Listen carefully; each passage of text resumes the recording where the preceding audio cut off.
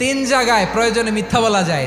এক নাম্বার, আপনার ওয়াইফকে খুশি করার জন্য, সে একটু এরকম না বলে একটু কৌশল করে বললে খুশি হবে, ওটা বলা যায়। দুই নাম্বার, জীবন মরণের ব্যাপার, জান বাঁচানোর জন্য একটু কৌশল করে ঘুরিয়ে বললেন, এটা জায়েজ। তিন নাম্বার, দুইজন ঝগড়া লাগছে, তাদেরকে মিলিয়ে দেওয়ার জন্য কৌশল করে একটু মিথ্যা বলা, ঘুরিয়ে বলা যায়। দুইজনের মধ্যে দেখলেন যে সম্পর্ক খারাপ, একজনরে বললেন, ভাই সে তো ওই দিন আপনার ব্যাপারে অনেক প্রশংসা। কি আমার ব্যাপারে প্রশংসা? কি বললো? এই বললো আপনি নাকি এই করছেন ওই করছেন, অনেক প্রশংসা। লোকটার মন খুশি হয়ে যাবে তার ব্যাপারে, ঠিক কিনা?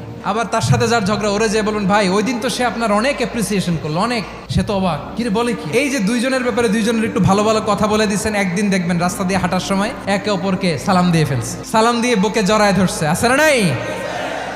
আবার মিলমিশ হয়ে গেছে। কিন্তু আমাদের স্বভাব হইলো, দুই প্রতিবেশী যদি একসাথে বসে একসাথে হাঁটে, দূর থেকে দেখলে আমাদের জলে, আছে না নাই? ঘটনা কি? এই দুইটার মধ্যে এত মিল কে? এই দুইটার মধ্যে গিরিঙ্গি লাগানো যায় কিভাবে?